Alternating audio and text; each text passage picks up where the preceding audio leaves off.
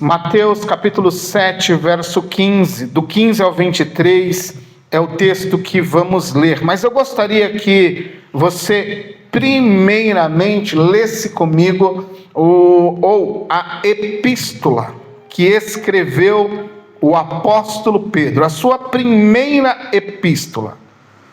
Capítulo 1, verso 2. Você deve estar se perguntando, talvez aí, cheio de curiosidade. O Miquel, por exemplo, está falando: o que esse cara quer com Pedro se o texto dele é Mateus, né? O que tem a ver um texto com o outro? O Miquel já deve estar lá me cozinhando lá.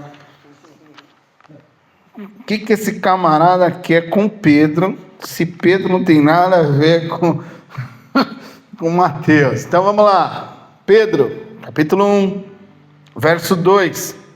Escolhidos de acordo com a presciência ou pré-conhecimento de Deus, o Pai, pela obra santificadora do Espírito Santo, e é essa parte que eu quero destacar, e repita comigo aí, para o quê? Para obediência. Para a obediência ao Senhor Jesus Cristo. Então você foi escolhido, eu fui escolhido, nós fomos escolhidos segundo a presciência de Deus, pelo poder santificador do Espírito Santo, obra santificadora do Espírito Santo, para uma finalidade, para um fim: a obediência ao Senhor Jesus Cristo e a aspersão do seu sangue, o aspergir, ser banhado com o seu sangue. Então, o propósito da nossa salvação primário, né? O primário ali, a porta de entrada é nos conduzir à obediência. A ideia existente, estamos caminhando para o final já da exposição completa do Sermão do Monte. Nós estamos conversando sobre o Filho amado, né? Escutar o Filho amado já há longas semanas. E a ideia principal, quando você busca tentar compreender o texto de uma forma geral, o que está no capítulo, começa lá no capítulo 5 e vai terminar aqui no capítulo 7, verso 29. Quando você tenta resumir, a ideia principal aqui é: ouça e pratique. Eu, porém, vos digo, é a expressão mais comum que você vai encontrar no Sermão do Monte. Eu, porém, vos digo. Vocês ouviram o que foi dito? Eu, porém, vos digo. Pratiquem, pratiquem, pratiquem. Faça isso, faça que você vai perceber que o contexto geral, o contexto mais amplo do Sermão do Monte é: ouça e pratique. Por isso que tem muito a ver com o que o apóstolo Pedro escreveu. Salvos por Deus o Pai, por presciência dele, por ação regeneradora, transformadora, santificadora do Espírito Santo, para a obediência. Este nosso texto que iremos ler, ele fala sobre isso.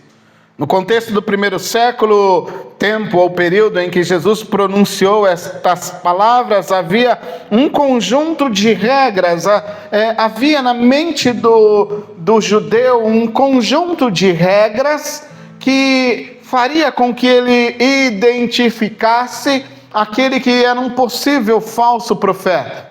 O texto que vamos ler diz assim, capítulo 7, verso 15: cuidado com os falsos profetas. Eles vêm a vós, vestidos de peles de ovelha, mas por dentro são lobos devoradores. Vocês os reconhecerão por seus frutos. Então, assim, à primeira vista, os apóstolos virão até você.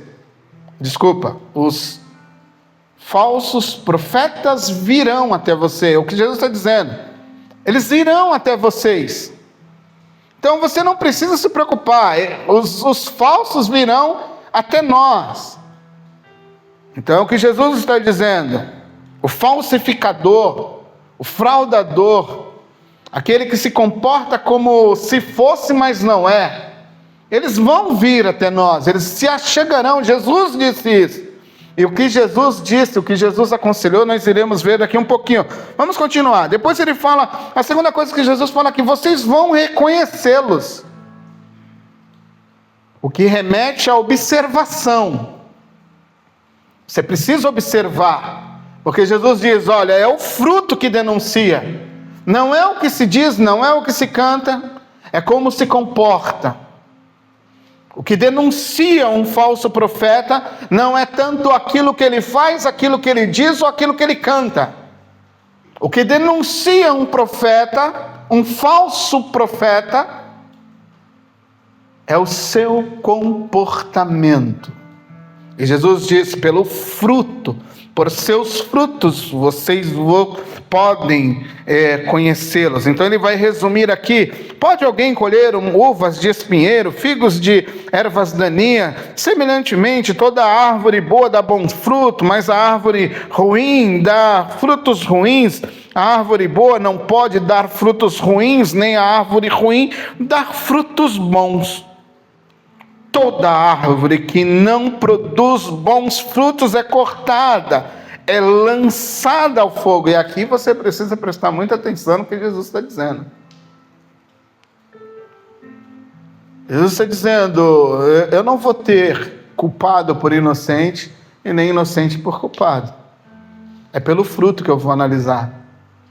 E quando você e eu analisarmos o que Jesus está dizendo, a árvore vai ser cortada e lançada no fogo. Se não deu fruto, o fruto desejado por Deus vai ser cortado e lançado no fogo. A ideia aqui é de juízo eterno, é de perdição, é de condenação. Para aqueles que gostam de um Jesus mais fofinho, né? Ele acaba não se encaixando nesses desenhos, nessas construções que fazem sobre ele. Hoje, às vezes, você se sente incomodado em falar para alguém sobre o inferno. Talvez você fica meio que se esquivando para não dizer para alguém que existe o inferno e a condenação. Você se esquiva para tentar dizer que Deus não é tão irado assim, que Ele não é tão fogo consumidor. E a gente fica achando, sabe, um malabarismo ali, tentando enganar as pessoas, falando, não, a gente não é direto, a gente não é reto. Como Jesus foi, meu irmão, é o seguinte, não deu fruto bom, é queimado. É isso, eu não achei fruto coerente, o fruto não condiz com a minha vida, é queimado, filho, está fora de mim. Então eu preciso, porque esse é um texto, eu posso te dizer com muita propriedade, é um texto que eu tenho medo dele. Eu tenho medo desse texto, e sempre tento olhar para esse texto e aplicá-lo na minha vida. E assim, no jurídico, no judiciário, no ambiente jurídico, você tem aquelas ideias, você tem uma ideia, uma proposta que diz assim, não produza provas contra si. Sempre declare, você é inocente, ainda que você tenha matado alguém. Não declare isso. Você sempre tem que produzir, não produza algo que vai te incriminar. É uma orientação jurídica, não é isso? É uma orientação jurídica. Você vai criar provas para o teu opositor Opa, olha lá o que você me deu de mão beijada, era tudo que eu queria. E eu vou dizer para você que eu falo aqui em primeira pessoa. Eu falo aqui para você, sinceramente, eu quero que você analise a minha vida. Antes de eu ser um pastor, eu sou um irmão seu. Mas sendo um pastor, sendo um líder, eu tenho uma máxima comigo. Eu aprendi com os meus mentores, não adianta você começar bem, você precisa terminar bem. Você pode até começar voando, mas isso não significa que eu permanecerei voando em Deus. Isso não significa que no meio do caminho eu não vou adquirir qualidades que Deus não queria que eu adquirisse.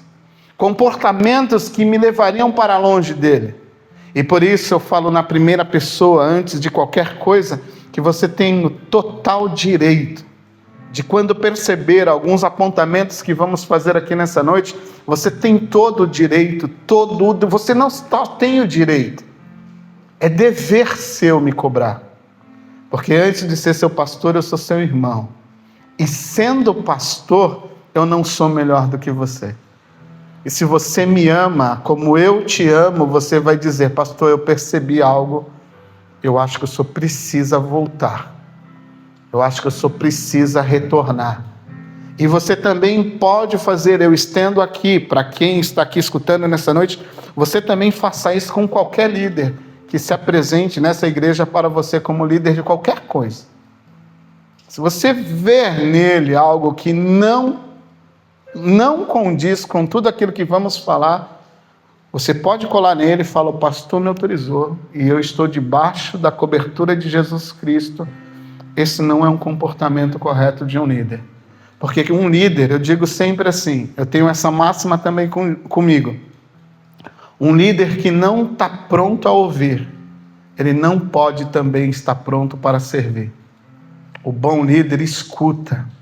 Um bom líder analisa aquilo que está sendo dito. O mau líder não. O mau líder não pode ser contestado, não pode ser objeto de repreensão.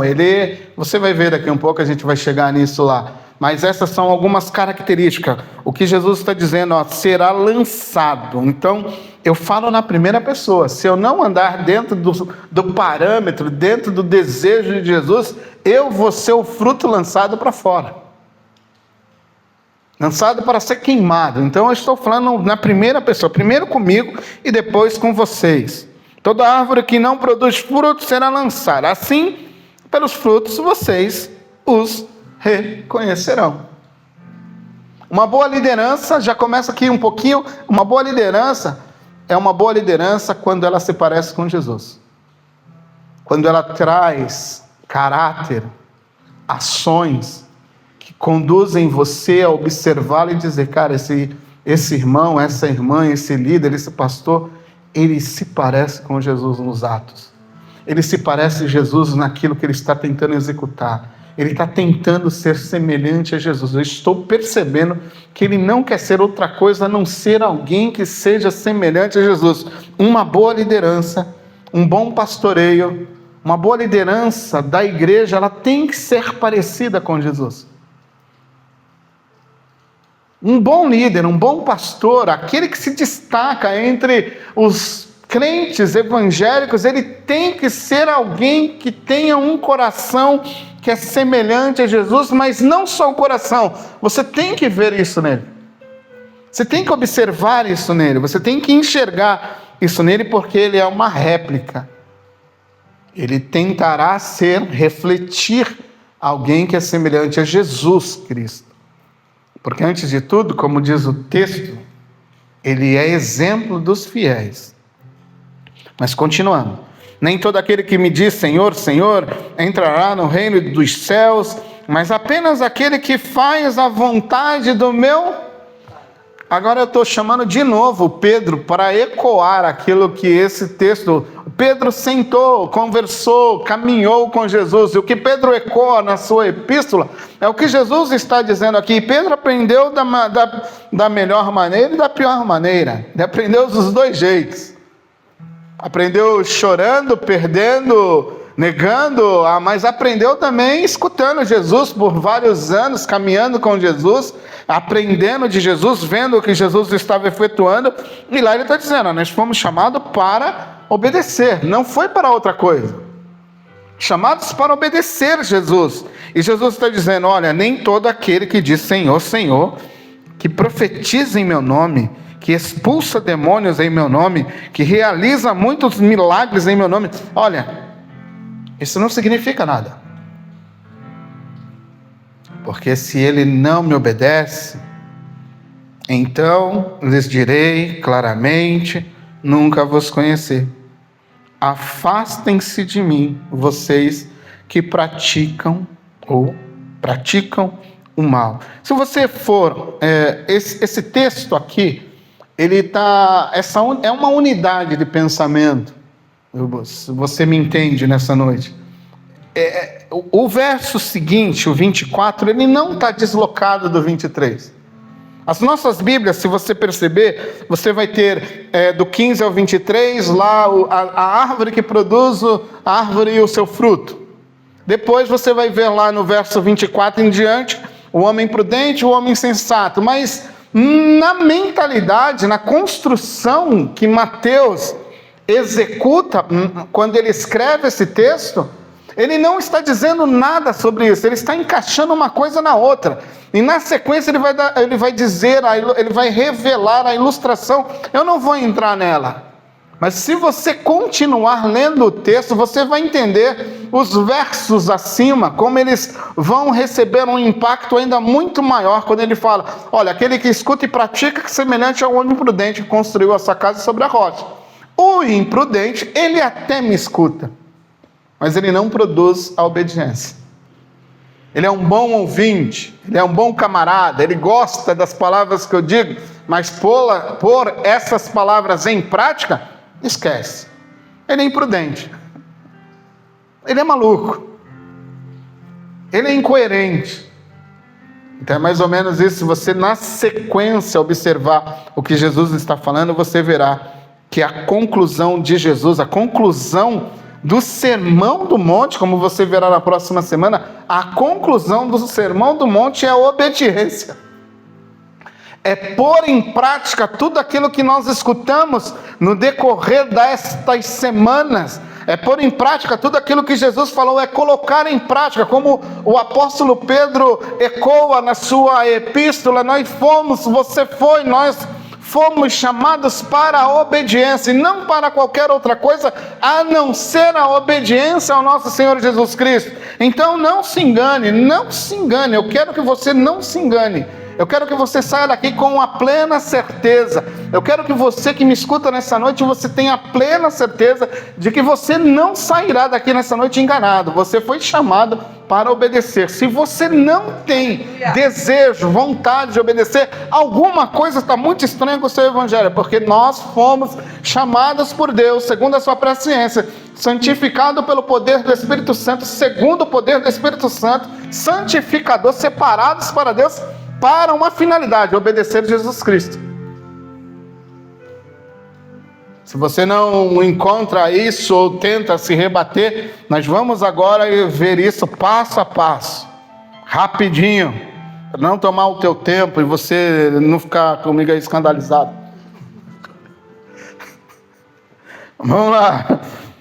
Meu propósito nessa noite é apresentar um conjunto de regras ou evidências que revelam como um falso líder, eu, que posso me tornar um falso líder, me comportaria. Alguém que se comporta assim traz estas marcas de um falso profeta. Você deve utilizar esse conjunto de evidências para analisar o meu comportamento. O comportamento da liderança local aqui, ou de qualquer pessoa que se intitule um guia, um líder espiritual. Este conjunto de ações, condutas, revelam eu ou você como um falso profeta, alguém que pode se tornar um falso profeta, ou nos ajuda a identificar um falso profeta. Então eu primeiro preciso analisar a minha vida aqui. Eu preciso falar: será que eu sou um falso profeta? Será que eu sou um falso pastor? Será que eu sou um falso guia espiritual? Eu primeiro preciso passar por essa análise. E você precisa me ajudar. Você precisa falar: pastor, eu identifiquei lá umas coisas lá, o senhor precisa dar uma ajeitadinha aqui. A minha esposa, ela precisa ver isso em mim. Se ela evidenciar alguma coisa, fala: filho, tá ruim aqui pro teu lado. Porque ela é a minha maior testemunha. Você não. Você vive comigo pouco tempo, mas pouco tempo que você vive comigo aqui, você tem que identificar coisas que eu talvez faça e você fala: pastor, olha, não é bem assim. Mas a minha esposa sabe quem é o André, que levanta com ela, que dorme com ela, que almoça com ela, que janta com ela, e esse André lá não pode falhar, não pode dar mau testemunho, porque aquele que não conduz bem a sua casa não pode conduzir bem a casa de Deus. Esse é um princípio que Timóteo fala. Mas vamos lá, vou te apresentar, se quiser anotar aí, ó. É uma lista longa. Vamos tentar chegar lá, tá bom? Primeira pergunta que eu queria fazer para você antes de dar o ponto. Você saberia identificar um falso profeta? Oswaldo, saberia identificá-lo? Hoje não está difícil. A Rose falou que hoje não está muito difícil, não. Tem uns caguetes aí. Mas você saberia identificar um falso profeta? O que seria um falso profeta? Primeiro a gente precisa definir, né? Daqui a um pouco a gente define isso. Mas vamos lá. Primeiro, algumas interações. Aqui eu estou me baseando num conjunto de normas que já existia lá entre os judeus e estou trazendo para o nosso mundo do século 21, as marcas de um falso profeta no século 21. Como é que você vai identificar esse camarada? Primeira coisa, infidelidade à mensagem do Evangelho. Ele é infiel ao Evangelho. Ele não é coerente com o Evangelho, ele não é proclamador do Evangelho. Ele é infiel. Ele fala de tudo, menos do Evangelho.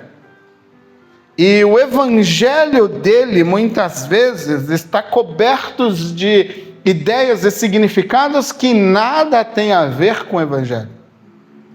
O Evangelho, eu brinquei com os meninos, brinquei não, um eu estava testando, o outro eu brinquei. Com o João eu estava testando, o Henrique eu estava brincando.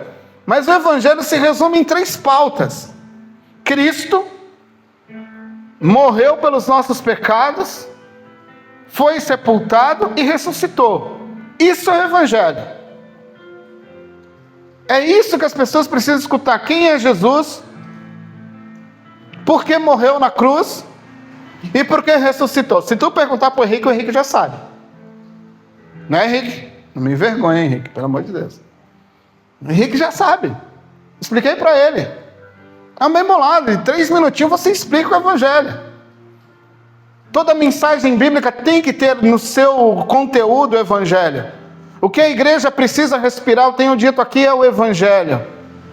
Tudo que coordena uma instituição num local como essa aqui, Palavra de Vida, dentro do Jardim Rio Branco, ela precisa respirar o Evangelho. O Evangelho é tudo que nós, como igreja, precisamos. É tudo que as pessoas lá fora precisam.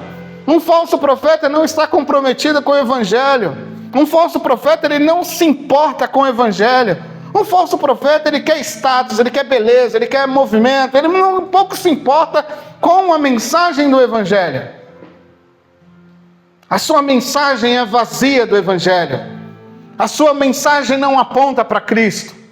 A sua mensagem, quando aponta para Cristo, é para os benefícios de Cristo e não para a sua grande obra. Se você ler um livro, se você tiver a possibilidade de ler este livro um dia, Religião de Poder. A religião de poder, há neste livro uma denúncia de um evangelho que é construído, aonde você só enfatiza os poderes de Jesus. Tudo é feito, tudo é programado para você desfrutar do poder de Jesus e pouca coisa, quando é dito é muito pouco, algo relacionado ao Evangelho. Mas a gente não pode esquecer que Paulo disse, Romanos capítulo 1, verso 17, se não me falhar a memória, ele diz assim: o Evangelho é o poder de Deus. O que transforma a vida, o que regenera o coração, o que leva um pecador ao arrependimento, a se dobrar aos pés de Cristo, é o poder do Evangelho. É a mensagem do Evangelho proclamada com fidelidade. A maior obra, a maior artimanha de Satanás é retirar da liderança e começando pela liderança, é retirar da igreja, começando pela liderança, o evangelho. Se você chegar aqui, você tiver centenas de palavras, e nenhuma das palavras existir nela o conteúdo do evangelho, elas são vazias. Porque não importa, como Charles Spurgeon diz, não importa o caminho que você escolha, o texto que você escolha para pregar, se ele não te conduz a Cristo, de nada vale. Como alguém um dia me ensinou, se a tua pregação cabe na boca de qualquer outro religioso que não confessa a fé cristã, é só uma ajuda moral. Porque o verdadeiro evangelho vai incomodar todo mundo, principalmente aqueles que não confessam o evangelho. Então o evangelho ele está esvaziado, e uma das marcas principais em um falso profeta é que ele não tem vínculo, ele não tem fidelidade ao evangelho. E o que nós mais temos nesse mundo do século 21 são pessoas desvinculadas do evangelho. Você tem simpatizante, você tem um monte de gente, mas porque quando eu digo confrontadas, fidelizadas, alinhadas, nascidas de novo pelo evangelho, porque os meus mentores disseram, quando você estiver diante de uma ovelha, você pisa no pé dela. Se ela gritar, é bode. Não é ovelha. Era uma ilustração dizendo, quando você aplicar aquilo que o reino cobra, se gritar, não é ovelha. Porque a ovelha vai se submeter e vai falar, ok, eu obedeço. E vai seguir em frente. Então a primeira coisa que você pode identificar em mim, quando você perceber que esse púlpito perdeu a ênfase no evangelho, você pode me procurar e falar, pastor, acho que o senhor está entrando por um beco que você não poderia entrar, por um caminho que você não poderia entrar, você está perdendo a beleza, a clareza, a fidelidade que você tinha no evangelho. Porque esse púlpito precisa proclamar o evangelho.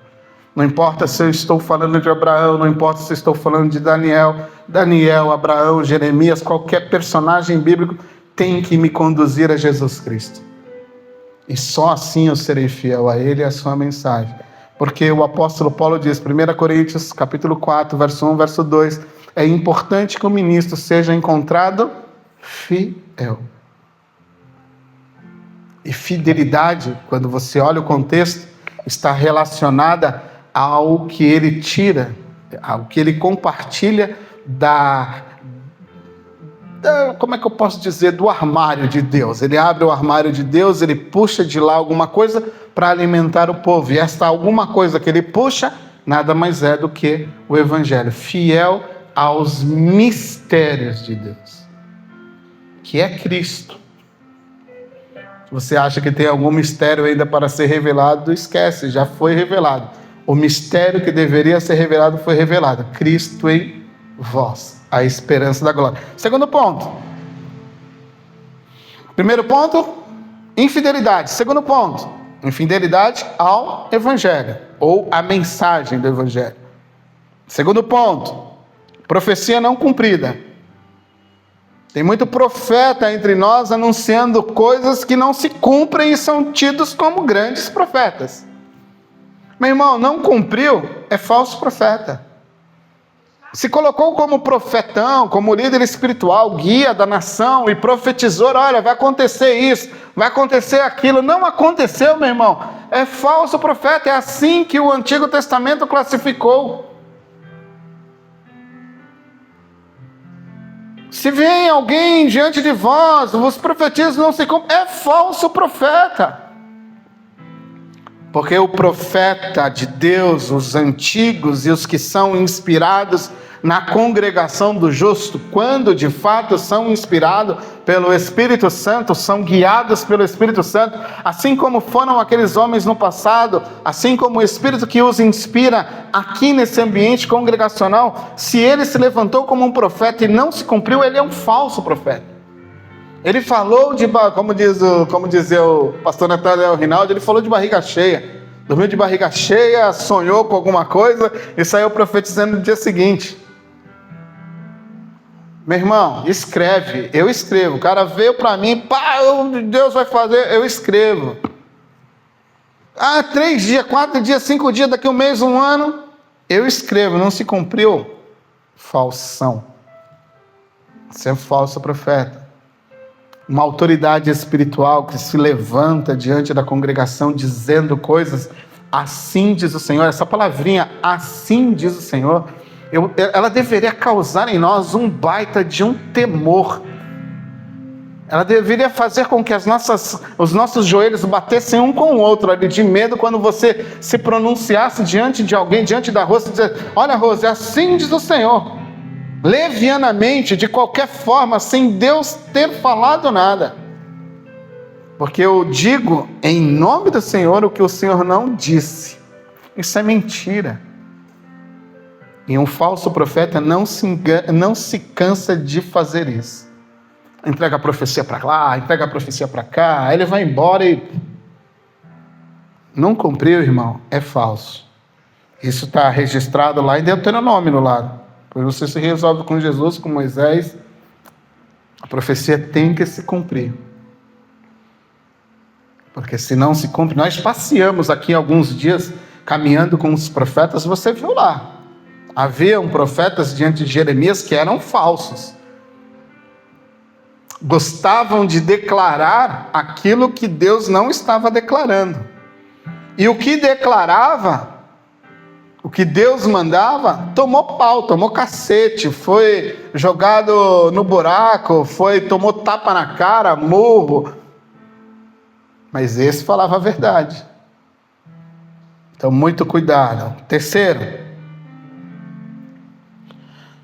o discurso, aquilo que se fala, não tem respaldo nas Escrituras nem na vida prática.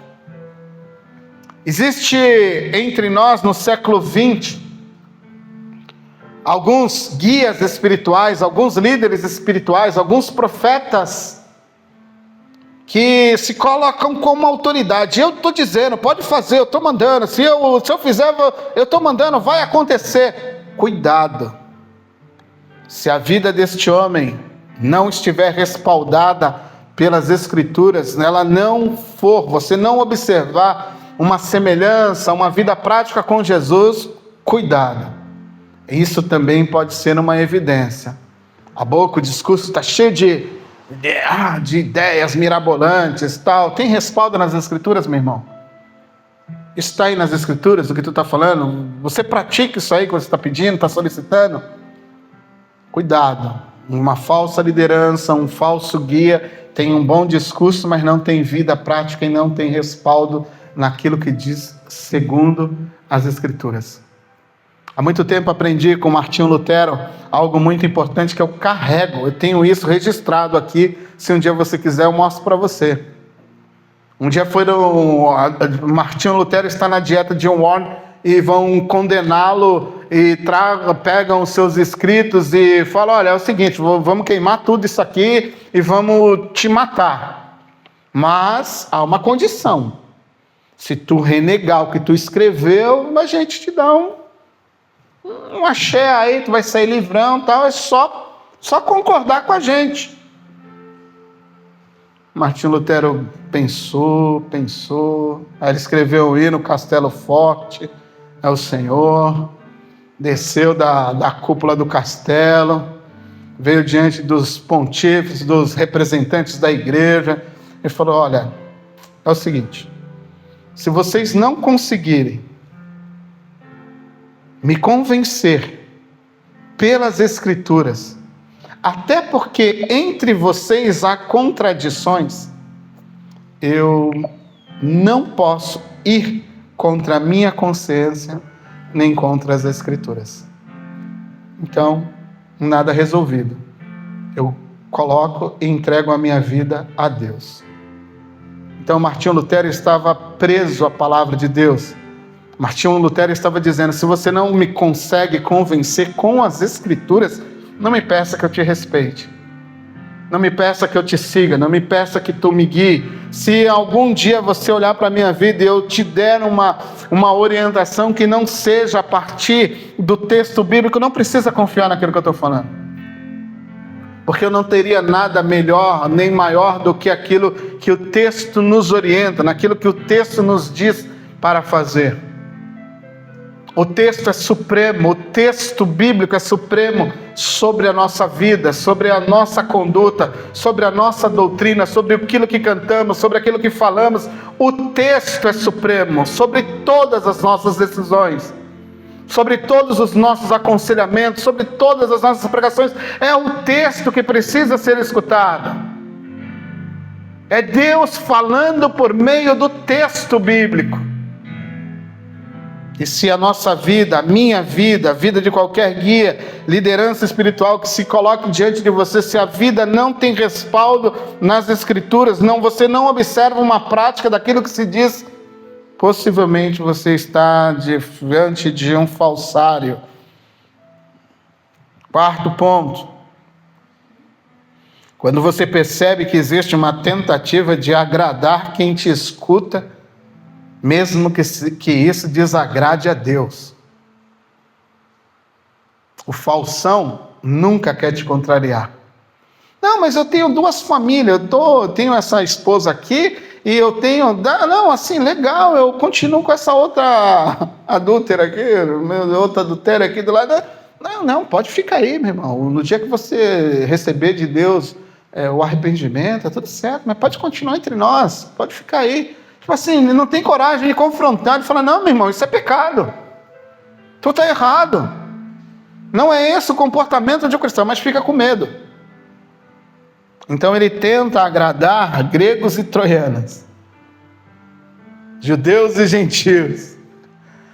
Ele não pode, é aquele famoso político, né? Ele não, aquele pastor está errado. Não, Deus vai resolver com ele. Eu imagino Paulo olhando para Pedro e falando: não, Deus vai resolver contigo, Pedro. Essa tua hipocrisia aqui no meio de nós, os da Galácia aqui, está tudo certo, Pedro. Olha aqui. Então estava agorinha aqui, tomando café conosco aqui, e só porque chegou o Oswaldo aí, com a sua equipe lá de Jerusalém, agora tu está dando uma de... Não me sento com gentios, não. Imagina Paulo parando e falando: não, Pedro, Deus vai resolver. Não. O texto diz: repreendendo na face, na cara, falando: tá errado, rapaz.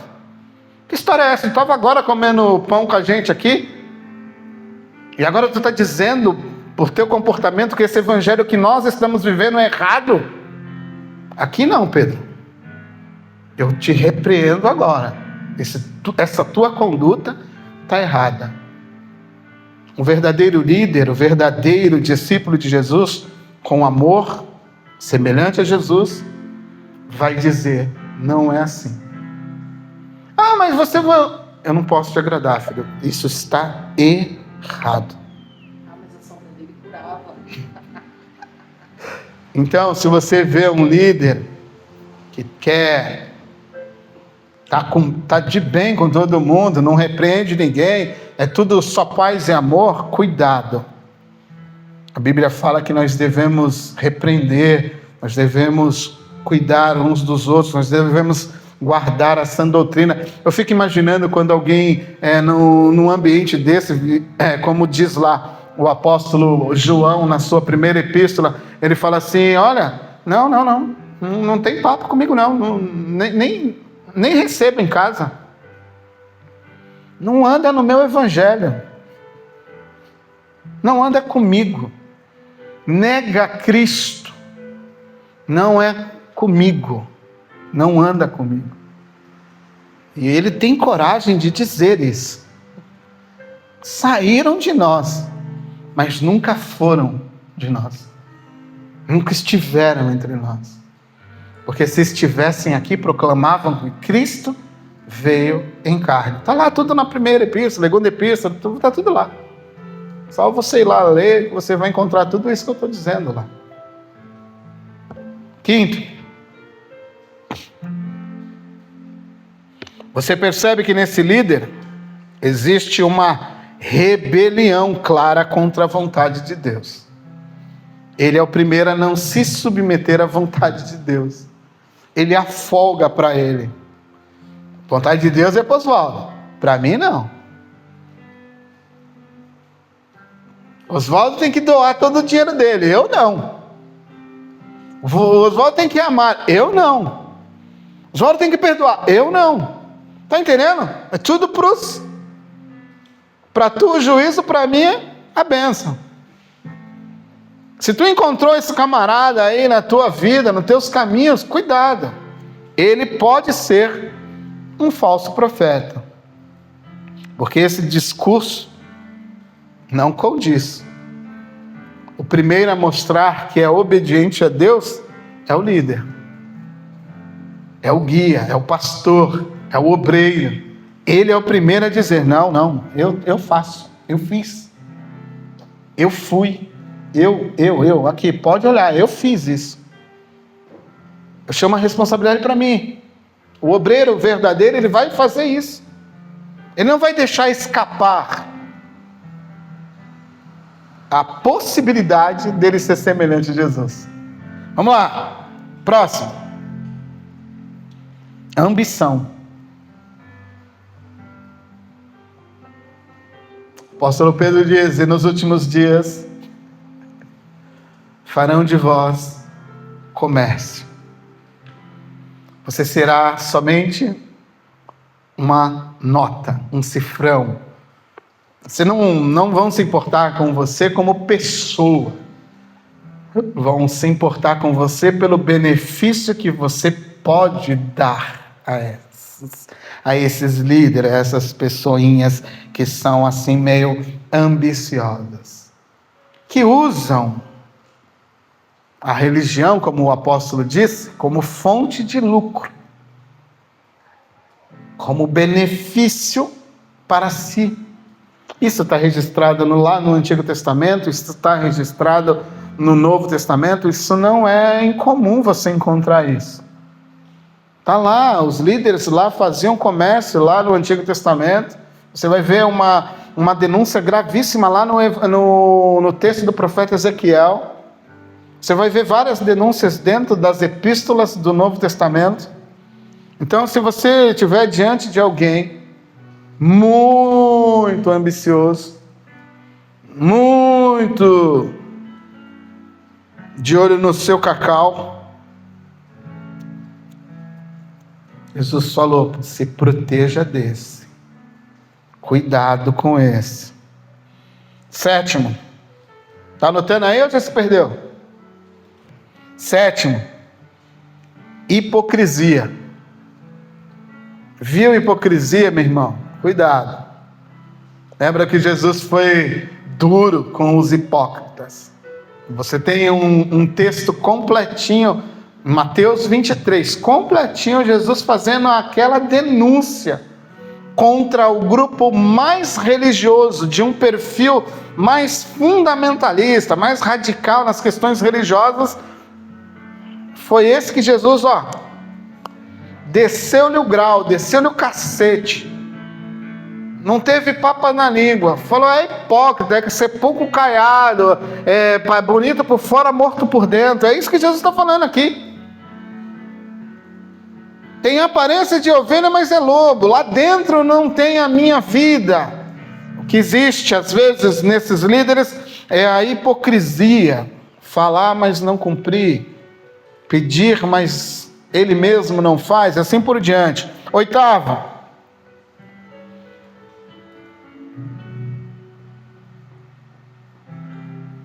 Esse aqui, meu irmão,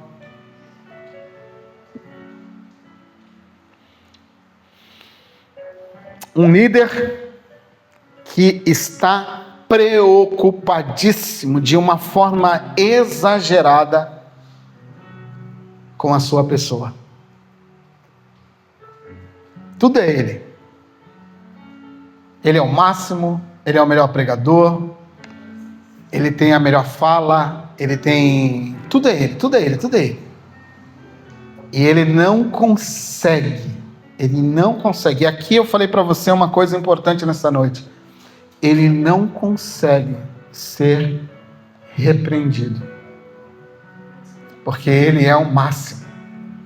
Não encontra-se nele nenhum defeito.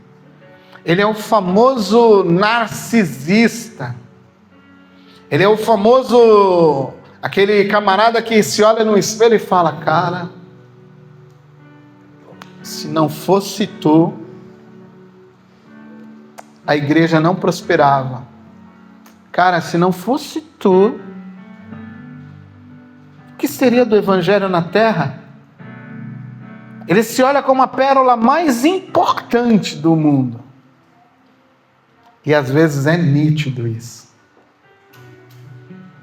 Eu não posso falar algo que está gravando, mas eu tive uma experiência assim sensacional com isso.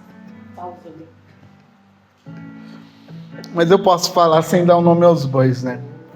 Tinha uma determinada pessoa que a minha esposa, quando essa pessoa vinha dar as mãos, assim, estender a mão para minha esposa uma vez pegou assim na mão e falou,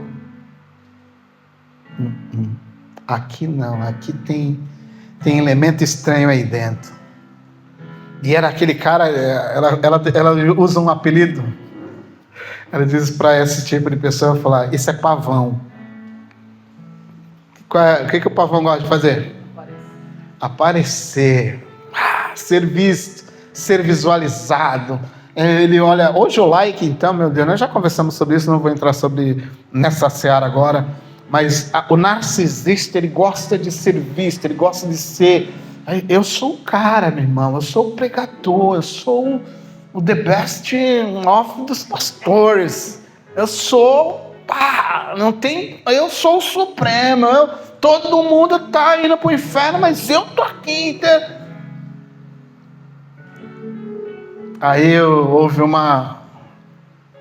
algo e revelou quem de fato ele era, porque ele era ambicioso. Aí minha esposa falou, não te disse? Não te disse? Que tinha uma coisa errada lá dentro? Eu falei, pode crer, né? Quem diria? Quem é narcisista cai no nono aspecto, na nona evidência. E se você vê alguma dessas coisas aqui que eu estou denunciando hoje em mim, eu te dou todo o direito de me procurar e falar, pastor, lembra que o senhor falou aquele dia lá? Eu estou vendo algo no senhor que eu acho que o senhor não está percebendo. E eu, como ovelha tua, irmão teu em Cristo, eu queria te alertar para voltar para aquele caminhozinho que o senhor estava caminhando lá. Porque eu sou sujeito a cair nos mesmos erros que estou denunciando nessa noite. Nono, orgulho, prepotência, que está ali, com narcisismo. Narcisismo é orgulhoso por natureza. Quantos aqui já ouviram o conto épico de Narciso? Já ouviram falar? Já escutaram essa história? Vai lá, dá um Google, vai lá no YouTube, coloca lá e você vai entender quem era Narciso. Você vai entender o que está por trás dessa história e por que as pessoas são chamadas de narcisistas. Porque tem tudo a ver com esse conto. O ponto que esse conto quer nos trazer é justamente esse. Alguém que se achava belo demais e que, não vou dar spoiler do ponto, vai lá ver. 10º, quando você percebe que não existe evidência, uma evidência clara, eu não estou falando oculta, é claro que esta liderança não se submete à vontade de Deus, não se submete às Escrituras. Quando você percebe que essa liderança que você segue, que eu sigo, não se submete à palavra de Deus, cuidado, já temos aqui uma evidência de que alguém está indo a passos largos para um caminho não muito bom. Tudo que é oposto ao que eu falei é obediência, é humildade, é amor, é companheirismo, é assumir que não é suficiente bom, que precisa do outro para ser melhor. Porque eu posso chegar aqui e dizer nessa noite, não, eu não preciso de ninguém aqui. Pelo contrário, eu preciso da Rosa, eu preciso do Roberto, preciso do Oswaldo, preciso do Júnior, preciso do Gerson, preciso da Semana, preciso da Maria, preciso da Rosa, preciso de todo mundo aqui, Júlia. O que eu estaria fazendo aqui se o Júnior não estivesse lá? Ó? O que seria de mim sem a Simone, às vezes, auxiliando na cantina? A Rona sem recepção? Miqueias lá agora, tomando conta da porta? Rick na bateria, Joãozinho do teclado. Não, eu Henrique do teclado, Joãozinho do baixo. O que seria de nós se nós não entendêssemos que somos uma família e que precisamos uns dos outros para melhorar? E que a liderança ela só melhora quando você melhora com ela. Um profeta, vamos lá, algumas aplicações para a gente ir já caminhando para o final e irmos embora. Um profeta no contexto bíblico, por isso que eu destaquei aqui que é qualquer liderança, qualquer pastor, qualquer guia que se apresenta a você como alguém, é uma irmãzinha fulana de tal que se apresentou como guia espiritual para você, não importa. É um irmão que é líder, é pastor, não sei aonde, não importa. Quando a Bíblia destaca aqui o profeta nesse contexto, o falso profeta, o profeta no contexto bíblico lá, no Antigo Testamento, ele é um representante de Deus, diante do povo. Ele representa Deus diante do povo, a sua conduta tinha que ser perfeita, a sua conduta tinha que estar alinhada com a palavra de Deus.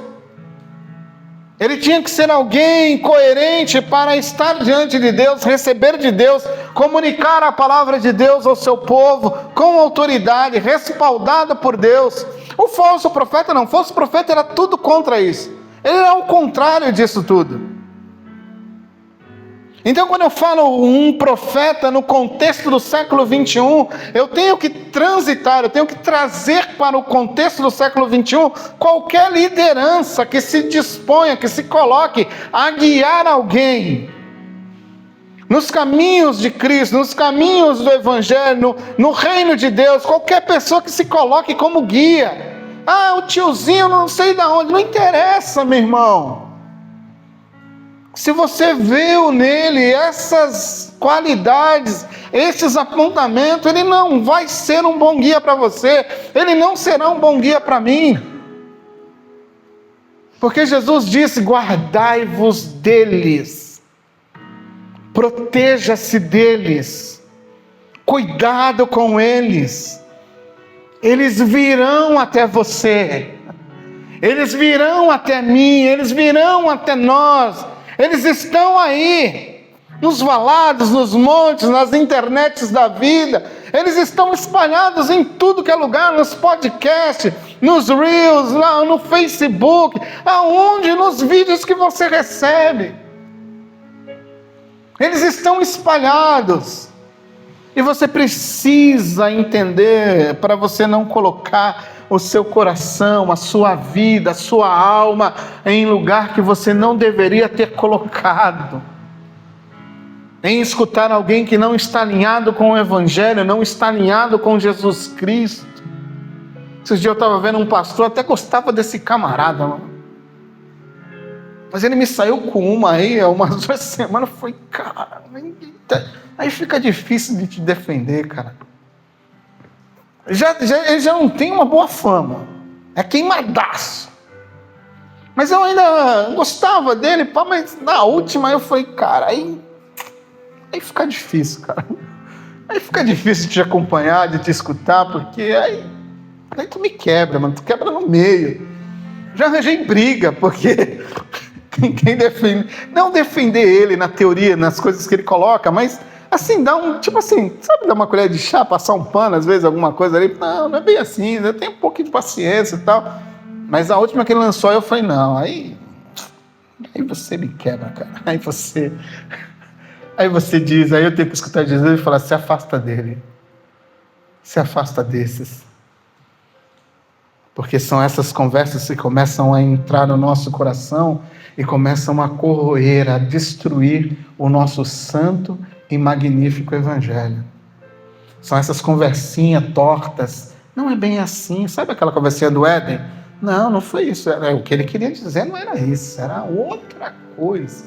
Você que entendeu tudo errado. Ele não liberou lá por causa... Ele não queria que você... Sabe aquela conversinha estranha ali? Tu começa e tu é mesmo, né? Poxa, nunca parei para pensar dessa forma. Nunca compreendi o evangelho desse jeito. É porque esse evangelho nunca existiu. Isso é conversa da serpente. Isso é conversa diabólica.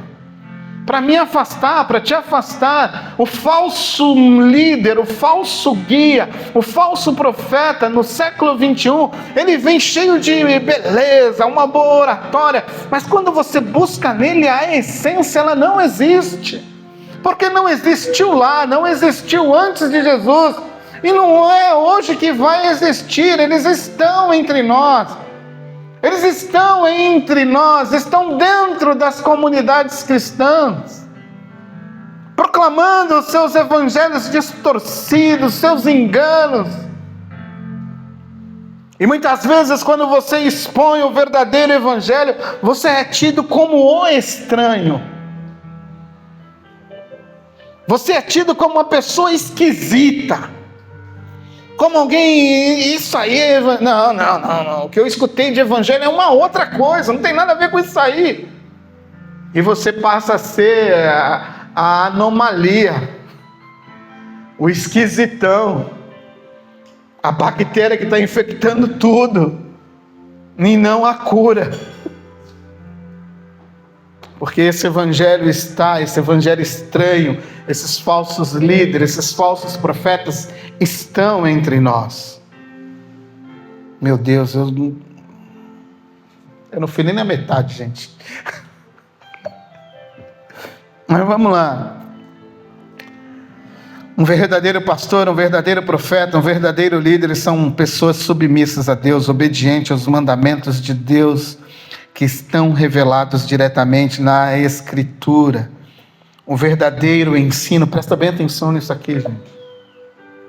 O verdadeiro ensino, a verdadeira palavra de Deus, proclamada com autoridade, proclamada pela bondade e beleza do Espírito Santo que acompanha essa proclamação, a verdadeira pregação vai conduzir você a uma fidelidade a Deus. Ela tem como propósito fazer com que aquele que escuta seja uma pessoa obediente a Deus, sendo uma pessoa que se coloca, se submete a Deus. A verdadeira pregação, ela convoca você a se quebrar diante de Deus, a se dobrar diante de Deus, a se submeter diante de Deus, a se colocar diante de Deus e falar que eu preciso mudar, eu preciso ser dessa forma, eu preciso ser desse jeito, porque o teu evangelho me convoca a isso. A verdadeira pregação te incomoda, me incomoda.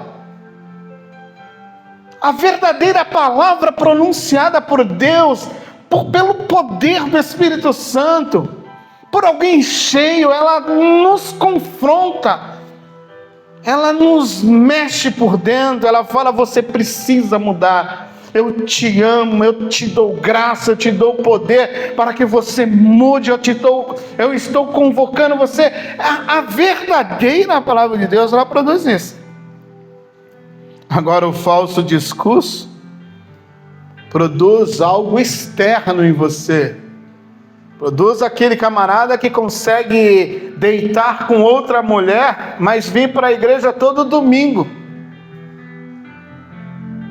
Se prostituir enganar as pessoas, mas ele está lá na comunhão dos santos, porque não tem uma palavra que o confronte. Ele não recebeu o evangelho verdadeiro, ele não teve nele o arrependimento genuíno causado pelo poder do Espírito Santo e pela proclamação do evangelho genuíno. Então ele tem todo uma aparência, é o que Jesus disse. Ele até me escuta, mas ele não põe em prática, ele não vive. Então ele é um bom simpatizante, mas nele não existe a minha vida. E eu preciso correr para finalizar aqui, ó. Eu só vou nesse ponto para a gente não tomar mais seu tempo, e um outro dia eu falo mais sobre isso. Mas Jesus disse assim: eu nunca vos conheci.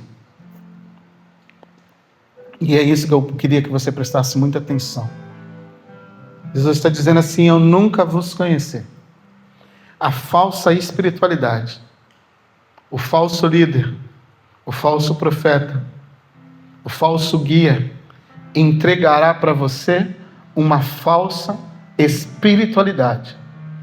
Você acha que está vivendo bem com Deus, como eles acham, em teu nome. Fizemos, em teu nome, acontecemos, em teu nome, em teu nome. Eles conheciam o poder do nome de Jesus. Eles entregavam algo a respeito de Jesus. Acontecia o que eles estavam realizando no nome de Jesus. Mas era uma espiritualidade vazia, enganosa, que os enganou toda uma vida. E quando chegaram diante de Jesus, Jesus disse para eles: eu não vos conheço, porque vocês estão praticando iniquidade. E aqui a palavrinha poderosa aqui é a iniquidade. Você sabe o que é iniquidade? Tem ideia do que essa palavrinha significa?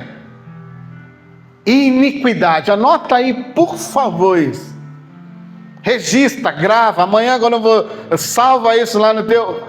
Isso você precisa pegar. Iniquidade, nesse texto aqui, é uma palavrinha chamada anomia. Iniquidade, repete comigo: iniquidade. Anomia. Iniquidade. Anomia. Vira para você, irmão. Mentira, calma. Iniquidade. Anomia. O que significa anomia? O que significa isso? O que Jesus está dizendo? Ausência de lei. Rebelião contra a vontade de Deus. Desprezo pela autoridade divina, pela autoridade de Deus.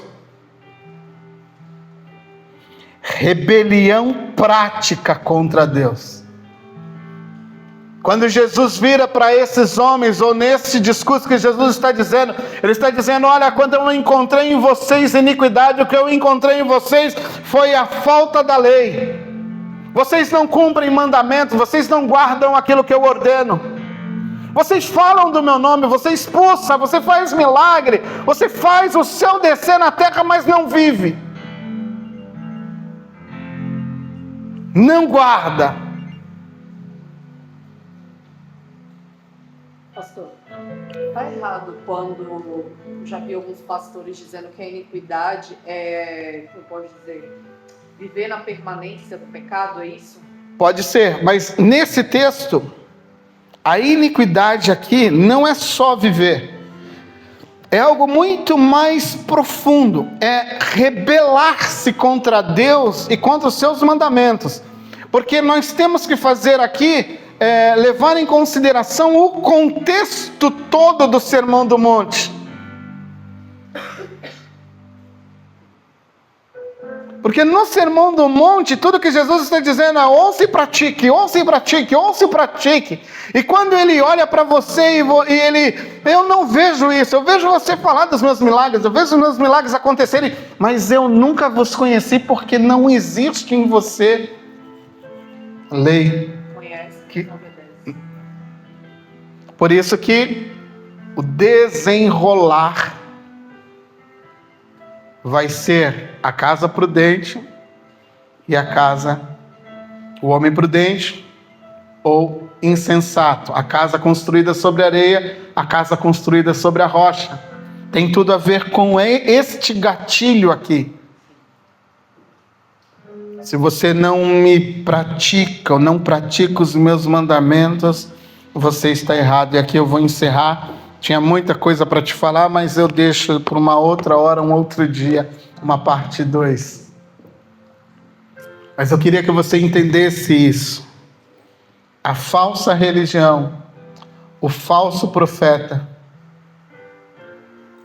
ele traz a marca suprema de todas as marcas. Ele até ouve Jesus, mas ele não pratica Jesus. Ele é simpatizante do Evangelho. Ele não é comprometido com o Evangelho. Ele até sabe coisas sobre Jesus, mas ele não se submete àquele Jesus do qual ele sabe muito.